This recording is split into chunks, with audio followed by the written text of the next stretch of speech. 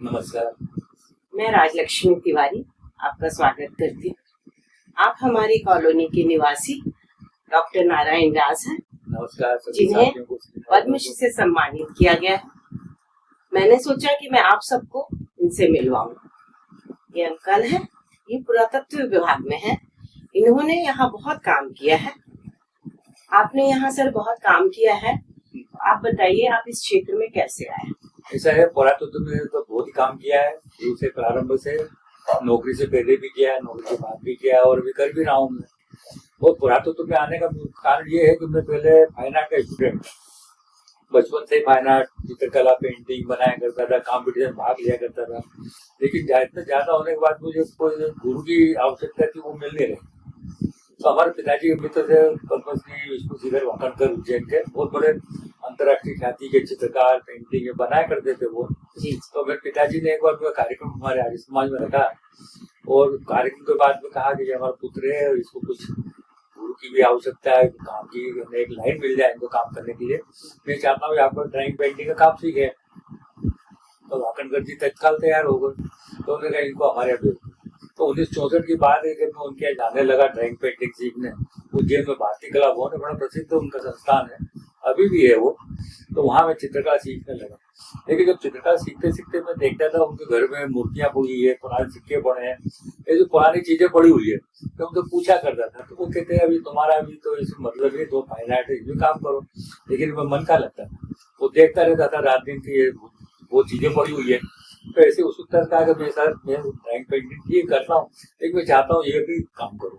तो उस समय तक मैंने बीए पास कर लिया था। तो उन्होंने कहा तुम बीए में पुरातत्व कर लो और ये तुम्हारे काम आएगा आगे। तो मैंने पुरातत्व में काम शुरू कर दिया, पुरातत्व का एमए किया, पोस्ट ग्रेजुएट डिप्लोमा पुरातत्व का दिल्ली से किया और उनके साथ फील्ड में पुरातत्व का काम सीखने जाया करता था। और उस समय उन्होंने भीमबेट का जो भोपाल के पास है वहाँ काम प्रारंभ किया और उनके असिस्टेंट की जरूरत थी। तो उनके कुछ साथी थे और मुझे ये असिस्टेंट उनको बनाया कि पुरातत्व का काम में कर सके और मैं काम शुरू कर दिया। धीरे सीखता गया और उस समय मेरी 1972 नौकरी लग गई भारतीय पुरा सर्वेक्षण में। लगभग 33 साल काम किया। तो इस प्रकार मेरा पुरातत्व क्षेत्र में आने का काम हुआ और जगह जगह रहकर तो आपका इसमें इंटरेस्ट बढ़ गया? हाँ, मेरा इसमें बहुत इंटरेस्ट हो गया, क्योंकि है ना ये उसमें एक सांस्कृतिक धरोहर हमारे पूर्वजों की चीजें जहाँ देखने को मिली। ड्राइंग पेंटिंग तो ठीक है, वो सब चीजें सीखते हैं, लेकिन इसमें इतिहास, पुरातत्व सब चीजें हमें जानकारी मिलने लगी, इसलिए मुझे इसमें ज्यादा इंटरेस्ट है। अच्छा, अभी आपको पद्मश्री से सम्मानित किया गया, तो आपको किस क्षेत्र के लिए आपको लगता है कि उस क्षेत्र में आपने काम किया जिससे आपका उसमें चुनाव हुआ? मेरे को ये पद्मश्री का जो है पुरातत्व विज्ञान में मिला है। ये पुरातत्व विज्ञान है की जो पूरी वो प्रश्न प्रणाली है कि पद्मश्री की, उसमें अदर के अंदर सब्जेक्ट आता पुरातत्व। तो जब से मोदी जी प्रधानमंत्री बने हमारे, तो उन्होंने ये पद्मश्री और इस अलंकरण के लिए सभी के लिए ओपन कर दिया, क्योंकि पहले बहुत मुश्किल होती थी। तो उनका ये कहना था कि हमारे देश में बहुत काम करने वाले लोग हैं और असली में उनको काम मिल नहीं पाता और वो आगे आ नहीं पाते, तो उन्होंने ओपन कर दिया।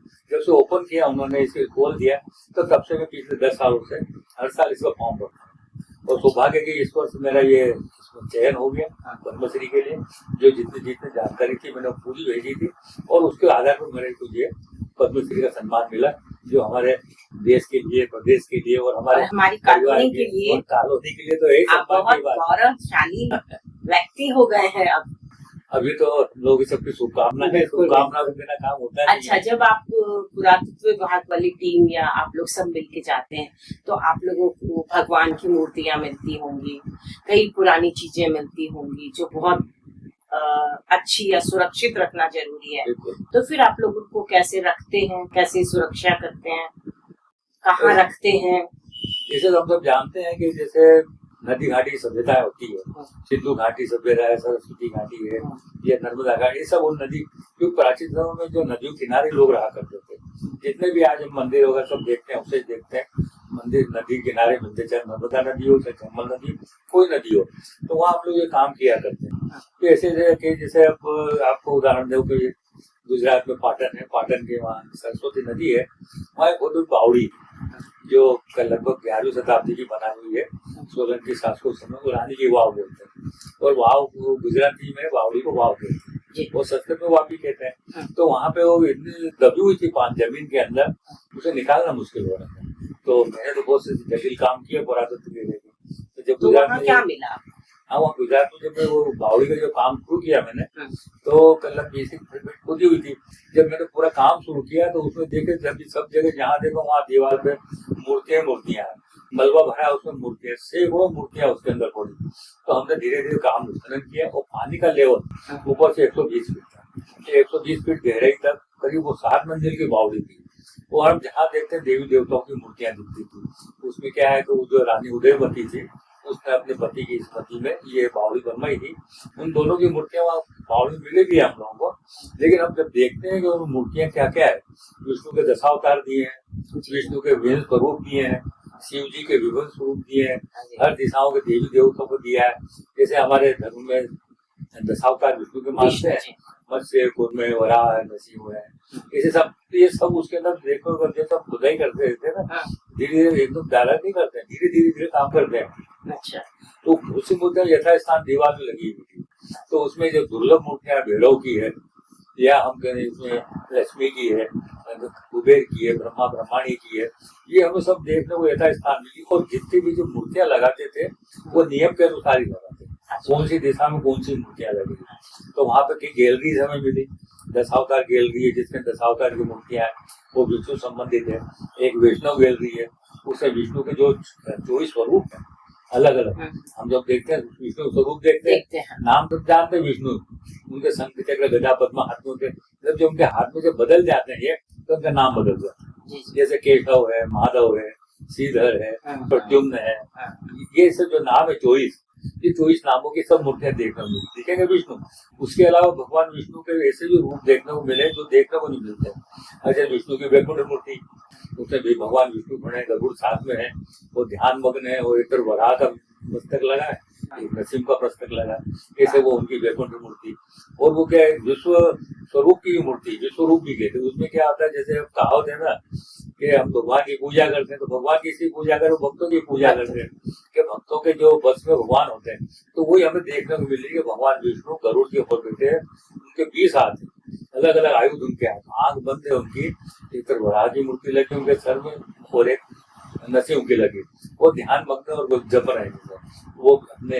अच्छा, जब आपने इस प्रकार की, अच्छा, जब आपने इतनी सारी मूर्तियां एक साथ देखी आपने, फिर आपको कैसा लगा? फिर सबसे पहले आपने क्या कदम उठाया? हमने उनको टोटली किया कि इनकी सुरक्षा होनी चाहिए, संरक्षित। पहले तो क्या इधर उधर पड़ी हुई थी, कुछ जहाँ लगना चाहिए नियमानुसार उनको लगाए वहाँ, और उनका फिर एक एक फोटोग्राफ किया, एक एक डॉक्यूमेंट किया, उनका पूरा वर्णन करके 1500 पेज की हमने रिपोर्ट तैयार करके डिपार्टमेंट को दी।